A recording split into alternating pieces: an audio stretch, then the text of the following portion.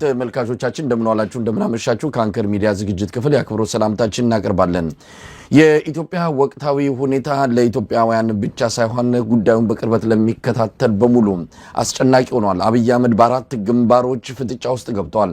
በአገር ውስጥ በሶስት አቅጣጫዎች ውጊያ የሚያደርግበት ሁኔታ እየተፈጠረ ነው። በአማራና በኦሮሚያ ካሉት የአውደ ውጊያ ክስተቶች ባሻገር ከኤርትራና ከትግራይ ኃይሎች ጋር ለመዋጋት የሚያስችል ዝግጅት እያደረገ እንዳለም ነው ለማወቅ የተቻለው።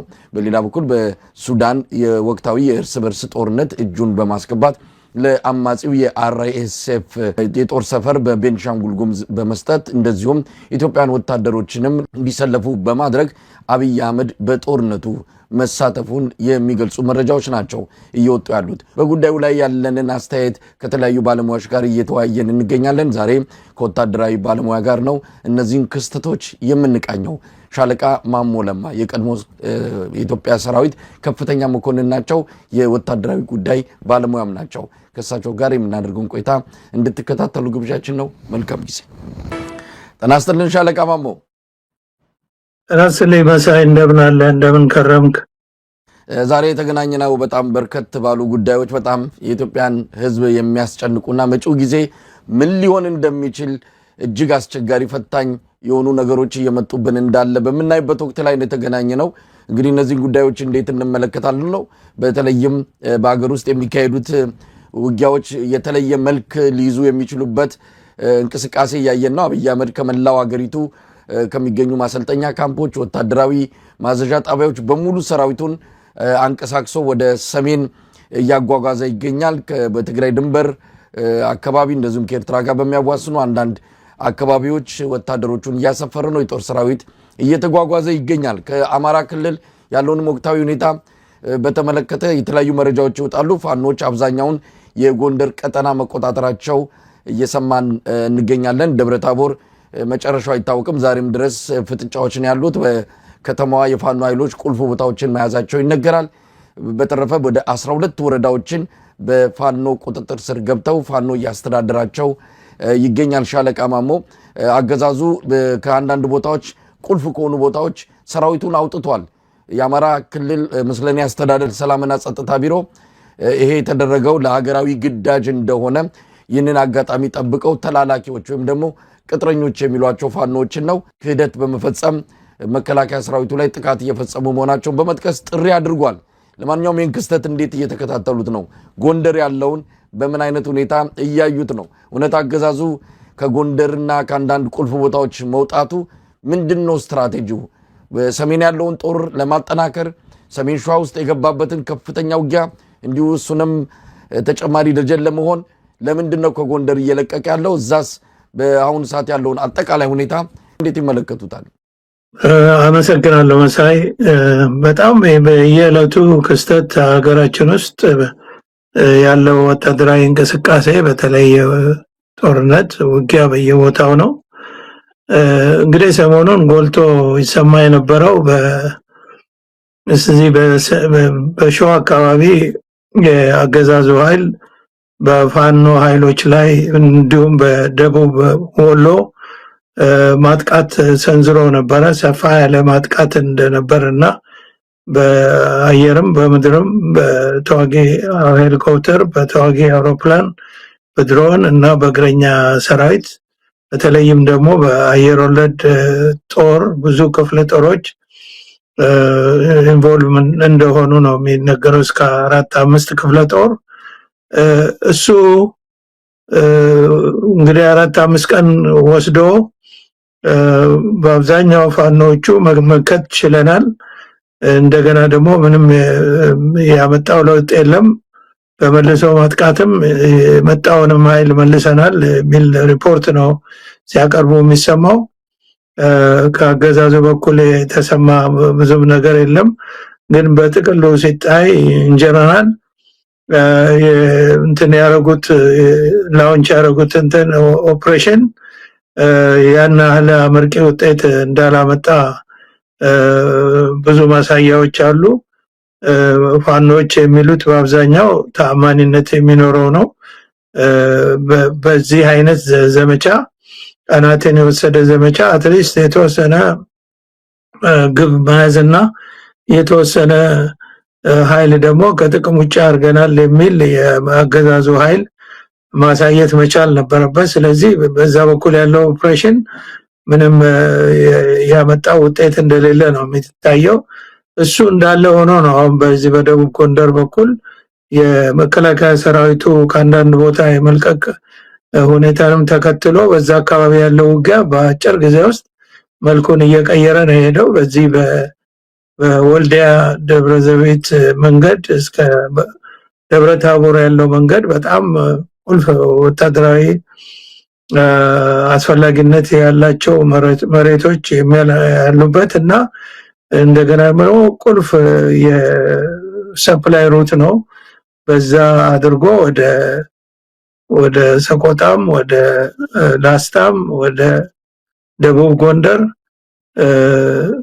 እንደገና ደግሞ ጋሸና የሚባለው ቁልፍ ቦታ የብዙ መንገዶች ጃንክሽን ወደዛ የሚወስደው መንገድ በአብዛኛው በተለይ ስትራቴጂክ የሆነው የንፋስ መውጫ አካባቢ መያዝ ያው የጋሸናንም እንትን መያዝ ብዙም እንትን አያደርገውም።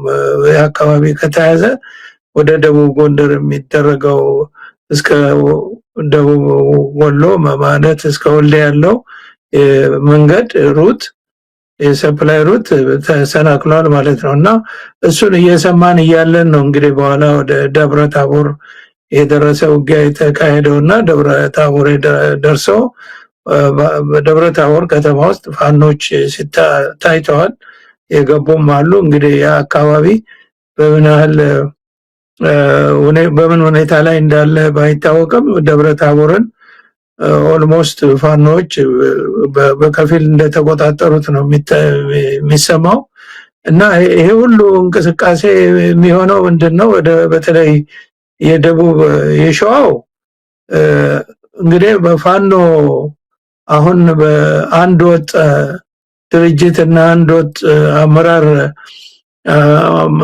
አቋቁም ያለው መስርቻ ያለው ደረጃች ያለው እሱ ስራ ላይ ውሎ ሳይሆን ወይም ኦፕሬሽናል ሆኖ ሳይሆን አሁን እኔ እንደሚመስለኝ አትሊስት በየክልሉ ያሉ በየክፍለ ሀገሩ ያሉት የፋኖ እዞች በፊት ወደ ሁለት ተከፍለው የነበሩት ባንድ ላይ ሆነው ኮኦርዲኔትድ የሆነ ውጊያ ማድረግ ጀምረዋል ማለት ነው። በተለይ የጎንደሩ የሚያሳየው ይሄን ነው።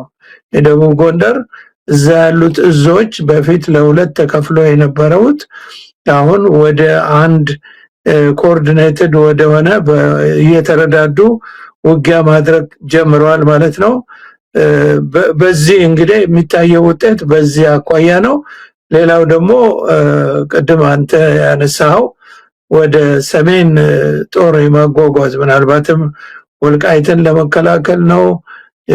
ወደዚህ ወደ ማይጸብሪ ወደ ወልቃይት ክልል ገብቶ ውጊያ የጀመረውን የወያኔ አካባቢ ማለት ነው። ጸለምት አካባቢ የሚባለው ያው የተያዘ ነው። የጸለምት የሚባለው እስከ ዳንሻ ያለውና ያው ለጎንደር በጣም ቅርበት ያለው ቦታ ነው። በቅርቡ የሄድኩ ጊዜ ማይቻለውና ያንን ቦታ ለመያዝ ወያኔ የካሄደው ውጊያ ግጭት ነበረ። በዛ በኩል እንትኑ አልታወቀም፣ ሞቲቭም አልታወቀም፣ ግቡም አልታወቀም። እንዲሁ የተወነባበደ ነገር ነበረ። አሁን ግን በአገዛዙ በኩል በዛ ስጋት አለኝ በሚል ይሆናል። በርግጥ ከኤርትራ ጋር በዛ በኩል ለመዋጋት ነው የሚለው ለመረዳት ያስቸግራል። ምን የመዋጊያ መሬት አለና ነው። በዚህ በባድሜ በኩል እና በዛላምበሳ በኩል ባለው ሁኔታ ኤርትራ በአልጀርሱ በተፈረደላት መሰረት እንድታገኝ ሙሉ በሙሉ ከኢትዮጵያ መንግስት ስምምነት አግኝታ ያለቀ ጉዳይ ነው። እንግዲህ ምናልባት ከዛ አልፎ ያው አንድ ወታደራዊ መሬት ስትይዝ ቦርደር የተሰመረልህን መስመር ላይ አይደለም ተቀመጠው። ወታደራዊ እንቅስቃሴ በሚኖር ጊዜ ባፈር ዞን ታበጃለህ እና ወታደራዊ አስፈላጊነት ያላቸው መሬቶች ለመያዝ ስትል ወደፊትም ገፋ አድርገህ ልትገባ ትችላለህ፣ ወደኋላ መለስ ብለህ ልትይዝ ትችላለህ። ወታደርን ስታሰፍር መከላከያ ስትመሰረት ማለት ነው። እንደገና ደግሞ ኮንትሮል ዞንህን ስትከልል ከወታደራዊ አስፈላጊነት አኳያ ነው እንጂ መስመሩን አይደለም የምታየውና እንደዛ አይነት ነገር ሊኖር ይችላል እንጂ እዛ ቦታ ላይ ኢትዮጵያውን አገዛዝ ፈርሞ ያስረከበውም ፈርሞ የሰጠውን መልሶ ደግሞ ክሌም ለማድረግ ጦርነት ያስነሳል ተብሎ አይጠረጠርም። እና ትንሽ የተምታታ ነገር ነው። ደግሞ ከወያኔ ጋር ከወያኔ ኃይል ጋር ለመዋጋት ነው እንዳይባል ደግሞ በዚህ በራያ አካባቢ ወያኔ የሚያደርገውን መስፋፋት ወይም መልሶ መያዝ እስከ አላማጣ ድረስ ያለውን እንዲይዝ ራሱ አገዛዙ የሰራዊቱን አስወጥቶ ለቆለታል። እና እንግዲህ ይሄ የጦር ማጓጓዝ ወደ ሰሜን የሚባለው ምን ለማድረግ እንደሆነ ወደፊት በተግባር ሲታይ የሚለይ ነው። እና በአጠቃላይ ግን ፋኖ በአሁኑ ሰዓት በዚች በትንሽ መተባበርና ኮኦርዲኔትድ የሆነ ውጊያ በማድረግ እንኳን እንዴት ከፍተኛ ለመመከት የማይቻል ብዙ ወረዳዎችን በአንድ በተወሰኑ ቀናት ውስጥ መቆጣጠር የቻለ እስከ ዞን ከተማ ደብረ ታቦር ድረስ የደረሰው ሲታይ የፋኖ በአንድ ወጥ እዝ ስር መደራጀት እና በአንድ እዝ ስር ደግሞ ኦፕሬሽን መስራት ስትራቴጂክ የሆነ የተቀናጀ ውጊያ ቢያደርግ ደግሞ ሊደርስ እንደሚችል የሚያሳይ ነው። እና በአገዛዙ በኩል በጣም የተምታታበት ነገር ነው የምናየው። ግን በሂደት የሚጠራ ይሆናል። ይሄ አሁን የሰሜኑ ዘመቻ ከኤርትራ ጋር ለመዋጋት የት ነው መዋጊያ ቦታው?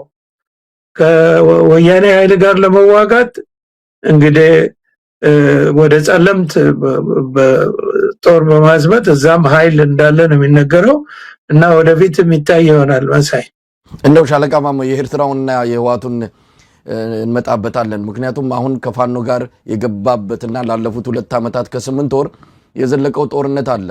በዛ ጦርነት አብይ አህመድ እስካሁን ጦርነት ውስጥ መግባቱን እንኳን በዛ አካባቢ እንደው የሆኑ ክላሽ ያዙ ሰዎች ውርውር ይላሉ እያለ ለማሳነስ የሄደበት ርቀት፣ በቅርቡም የሆነ የወፍ ጫጫታ አድርጎ የገለጸበትም ሁኔታ አለ። በቀጥታ ፋኖም ባይሆንም አሁን ያለብን ሁኔታ የወፍ ጫጫታ ነው በሚል ሊያሳንስ የሄደበት ርቀት አለ። ነገር ግን የአማራ ክልል ሰላምና ጸጥታ ቢሮ ጦርነት ውስጥ እንደገቡና በዚህም የአማራ ህዝብ ከጎናቸው እንዲሰለፍ ጥሪ ያደረጉት የፋኖን ጉዳይ ለመፍታት ሽምግልና በጎንም ጀምሮ እንደነበረ ሰምተናል። የቀድሞ የኢህአዴግ ባለስልጣናት የተሳተፉበት አማራን ጥይት እንዳይተኩስብን ከኤርትራ ጋር ለሚኖረው ጦርነት አማራ ጋር ተኮራርፈን ወደዛ ሜዳ አንችልም የሚል ሐሳብ ያላቸው ብልጽግናዎች በእስር ቤት ያሉትንም ውጪ ያሉትንም ለማነጋገር የሽምግልና ነገር ከጀርባ እንደጀመሩ ባለፈው ሰምተናል። ለማንኛውም እንደው የአማራ ክልሉ ጦርነት እነሱ አጥፍተናል፣ መሪዎቹንም በስምምነትና በድርድር ወደ ሀገር ቤት አምጥተን በሰላማዊ መንገድ እንዲታገሉ አድርገናል፣ ስለዚህ ከዚህ በኋላ የፋኖ ነገር አብቅተዋል ባሉ ማግስት ነው እንግዲህ እንዲህ አይነት መጠነ ሰፊ ጥቃትና 12 ወረዳዎችን እስከ መቆጣጠር የተደረሰው። ሙሉ ዕውቅና ሰጥቶ ጦርነት ውስጥ መግባቱን ለህዝብ አልገለጸም። ነገር ግን የአማራ ህዝብ ሙሉ ጦርነት ውስጥ እንደገባ በስፋት ዓለም አቀፍ ሚዲያዎችም እየዘገቡ ይገኛሉ። እንዲህ አይነቱ ስትራቴጂ ለአብይ ምን ያህል ያዋጣዋል? ወል መሳይ ይሄ እኛ ሀገር ላይ በእኔ በእድሜ ከንጉሱ ጊዜ ጀምሮ ወደ በደርግ ዘመን ውሸት በተለይ በተቋም ደረጃ በመንግስት ደረጃ ሚሊተሪ ውስጥ ደግሞ ውሸት ያው ህይወት ጋር የተያያዘ ስለሆነ የወታደራዊ ስራ ውሸትን በከፍተኛ ደረጃ መዋጋትና መኮነን ወይም ደግሞ በከፍተኛ ዲሲፕሊን የሚያዝ ነገር ቢኖር ውሸት ነው። በሀገርም ደረጃ ውሸት ሀገርንም ሊያጠፋ እንደሚችል ነው እኔ በእድሜ የተገነዘብኩትና የውሸቱ መጠን በየዘመኑ እየጨመረ መጥቶ በተለይ አሁን ከወያኔ አገዛዝ በኋላ አሁን ደግሞ ከዛም የባሰ መኖሩን ሁሉ አናውቅም ነበር። ውሸት የቱንም መሀል እንደዚህ ቆሞ የሚሄድ አይነት ነገር የሆነ ተራራ አክሎ የሚታይ ውሸት እየጨመረ የመጣው ደግሞ በዚህ ዘመን ነው እና በዚህ አገዛዝ ዘመን በጣም ብዙ ይዋሻል። ስለዚህ አገር በውሸት የምትጠፋ ከሆነ የኛ ሀገር መኖሯ በጣም ያስደንቃል። ውሸት ነው አገሪቷን ያጥለቀለቀው፣ አገሪቷንም እየጎዳት ያለው አሁንም ያለንበት ሁኔታና እውነታውን ካየን የፋኖ ኃይል በአሁኑ ጊዜ ከባድ መሳሪያ እና የመካናይዝድ ትጥቅ ካለመያዝ ውጪ በዚህ ዘመን ደግሞ ያም ራሱ በዛ ዘመን እንደነበረውም የከባድ መሳሪያ የመካናይዝድ ኃይልም በሌሎች ነገሮች ተተክቷል እና ምናልባት እነዛን ዛሬ ትላንትና የሶሪያን ኃይል ተቃዋሚ ኃይል የአሳድን መንግስት በምን አይነት ሁኔታ በተወሰኑ ቀናትና ሳምንታት ውስጥ ለ50 ዓመታት በላይ የዘለቀን ዲክታተርሺፕ እንዴት አድርገው በህብረት እንዳሸነፉት የሚታወቅ ነው እና የፋኖ ኃይል ከፍተኛ የእግረኛ ሰራዊት ገንብቷል እና እንደገና ደግሞ የያዛቸው ቦታዎች ኦልሞስት በአንድ አካባቢ የምታገኘው አይደለም። በጣም ሰፊ ቀጠና ነው እና በዚህ ሰፊ ቀጠና ውስጥ ሁሉ የፋኖ ኃይል አለ።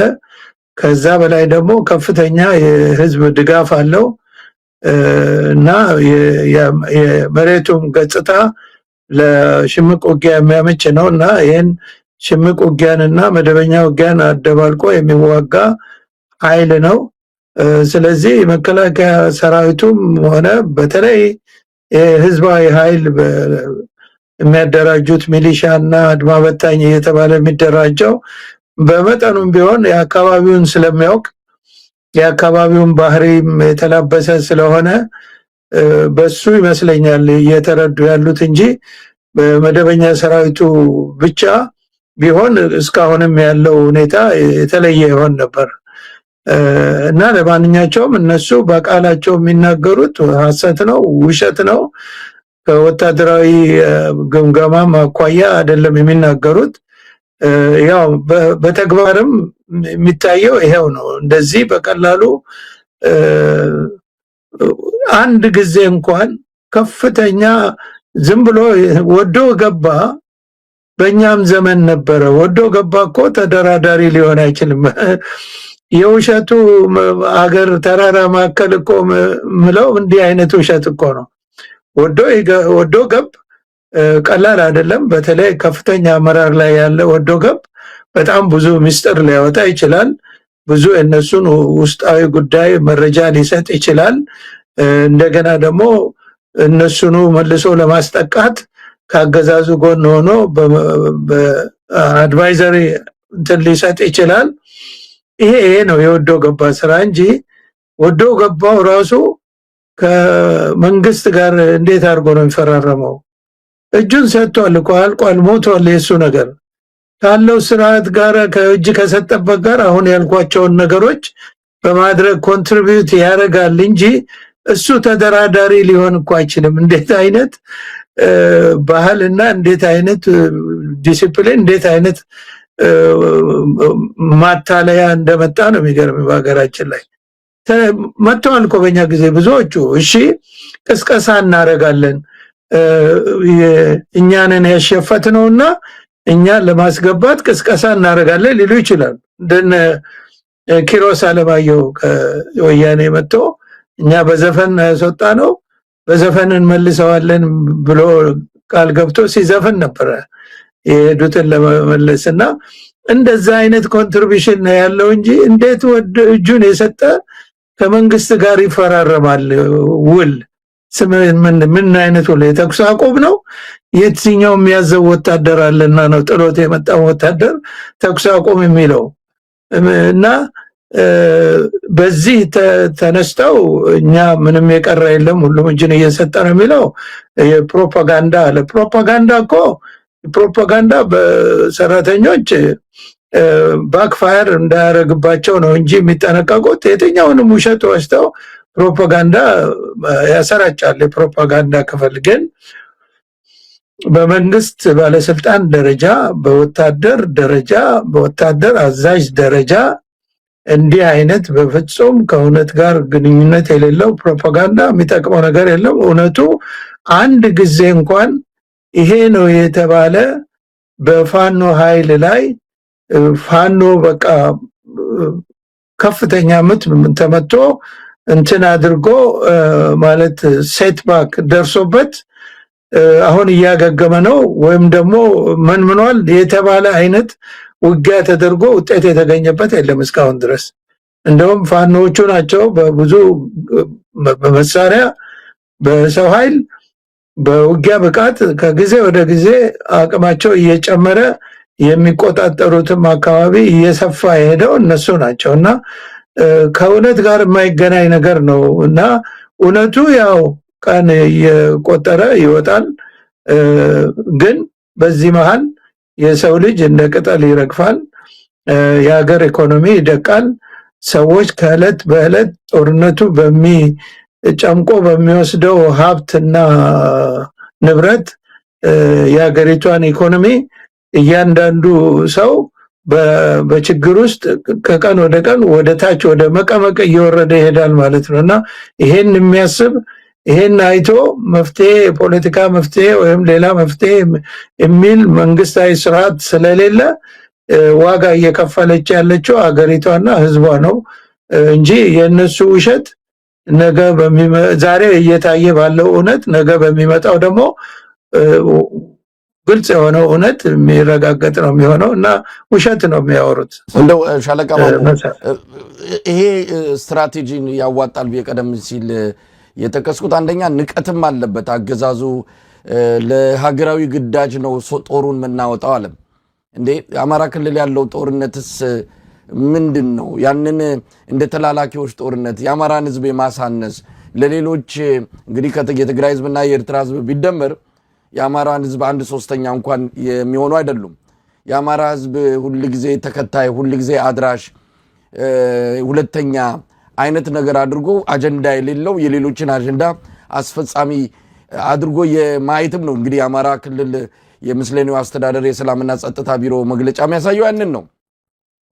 ተላላኪ ናችሁ፣ ከዳተኞች ናችሁ፣ የሌሎችን አጀንዳ ነው የምታስፈጽሙት። እንደውም ደብረ ታቦር ላይ ለሚሊሻዎቹና ለአድማ በታኛቸው የሰጡት ማደናገሪያ እየመጡ ያሉት የሚዋጓችሁ ሻዕቢያዎች ናቸው፣ ወያኔዎች ናቸው የሚል ነገር ነው። በኋላ ላይ ነው ሲያዩዋቸውና ተማርከው እንደ እናንተ ናችሁ እንደ የተነገረን እንደዚህ ነው ብለው የገለጹላቸው።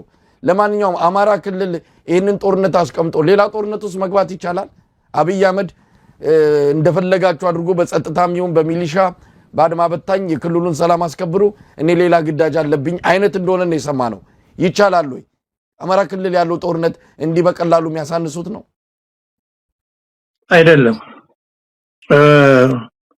አንደኛ አማራ ክልል ያለው ሁኔታ በዚህ አይነት ሁኔታ እያለ እነሱ ማለት አገዛዙ ሌላ ጦርነት ለመክፈት ትግራይም የሆነ ኤርትራ ከሄደ ምን ውጤት ላስገኝ ነው ብሎ አስቦ እንደሆነ ራሱ ለመገንዘብ ያስቸግራል።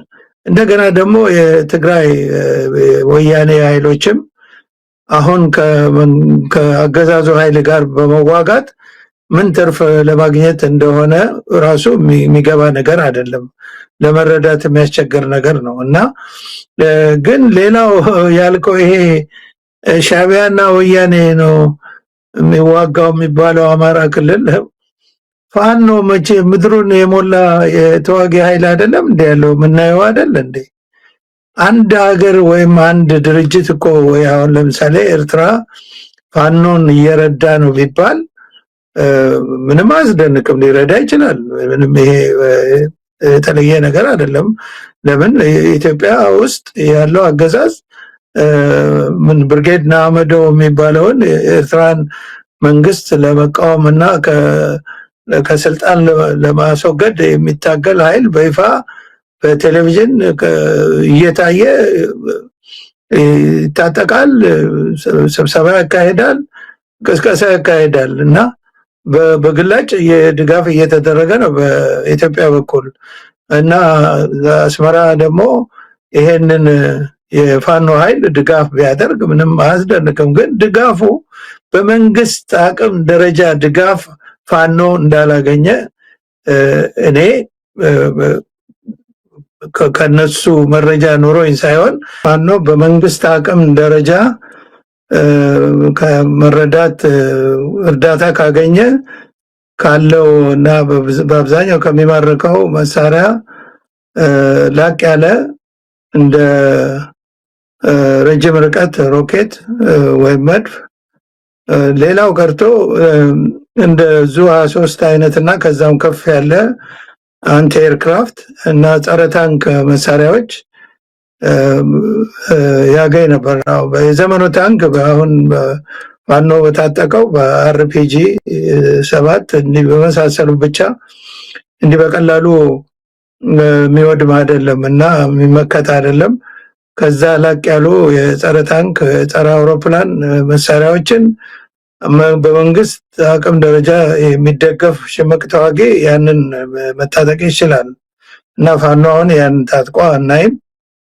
ስለዚህ በኤርትራ መንግስት ድጋፍ ያለው ነው ፋኖ ለማለት ከዚህ ተነስቶ ማየት ይቻላል። ይሄ ትናንሽ ድጋፍ መሰጣጠት በግጅም ይሁን በሌላ መንገድ የሚደረጉ የተተኳሽ የምንንትን ሊኖር ይችል ይሆናል እንጂ ከዛ ይላቀ ደረጃ የመንግስት ድጋፍ ወይም የሌላ የተሻለ ከፋኖ የተሻለ ኃይል ለምሳሌ እንደ የትግራይ የቲዲኤፍ አይነት የወያኔ ሰራዊት እንደ እነሱ በተወሰነ ቁጥር መድፍም ታንክም አላቸው፣ ሮኬትም አወንጫፊ መሳሪያ አላቸው።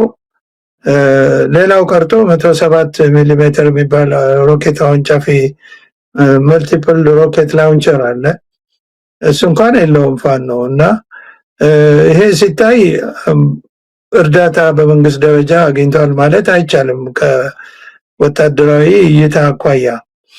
በሌላ በኩል ግን በጣም የሚያስገርመው ነገር የፋኖ ኃይል ምድሩን ያጥለቀለቀው እግረኛ ሰራዊት ምን ሆኖ ነው ከወያኔና የሻዕቢያ ሰራዊት መጥቶ ለፋኖ የሚዋጋው? ሎጂኩም አያስኬድም። አንተ እኮ ከሌላ የምትረዳው አንተ የሌለህንና አንተ ያጠረህን ነው። አንተ ሞልቶ የተረፈህን እግረኛ ወታደር ወያኔና ሻዕቢያ መጥቶ ለፋኖ ምን ሊሰራለት ነው? እሱስ ምን ሊሰራ ነው? እዛ መጥቶ ለፋኖስ ምን ሊሰራለት ነው? እና አንዳንድ ጊዜ የሚነገረው ነገር ቅድም እንዳልኩት ፕሮፓጋንዳ ቢሆን እኮ መጠን ከሌለው ተአማኒነትም የለውም፣ ውድቅ ነው የሚሆነው። እና ከፕሮፓጋንዳ አልፎ ደግሞ ወታደር አዛዦች ወይም የመንግስት ባለስልጣናት እንደዚህ አይነት ነገር ሲናገሩ ራሳቸው ማስገመት ነው የሚሆነው እና የመረዳዳት ነገር ምንም ቢረዳዱ ተአምር የሚያሰኝ አይደለም። በኢትዮጵያ በኩል የኤርትራ ተቃዋሚ የኤርትራ መንግስት ለማጣል የሚታገል ኃይል በይፋ ይደገፋል። ስለዚህ ኤርትራ ፋኖም ቢደግፍ ምንም የሚያስደንቅ ነገር ያለ አይመስለኝም። ግን ይሄ ቪዚብል አይደለም፣ እውነትም እስካሁን ከሚታየው ነገር አኳያ ለማለት ነውና በዚህ ያሳበቡ ጊዜ ለመግዛት ከሆነ ጊዜው ይደርሳል። ሁሉም ነገር እየገፋ ሲሄድ እውነቱ እየወጣና ጊዜው እየደረሰ ይመጣል። በዚህ በጊዜያዊ አሁን እንደተባለው በዚህ ተሞኝቶ እውነትም የሚዋጉን ሻዕቢያና ወያኔ መስለውን ነበር የሚሞኝ ኃይል ካለ የተወሰነ ካለ ለጊዜው ነው የሚሆነው። እየጠራ ይሄዳል። እውነት እየጠራ ነው የሚሄደው።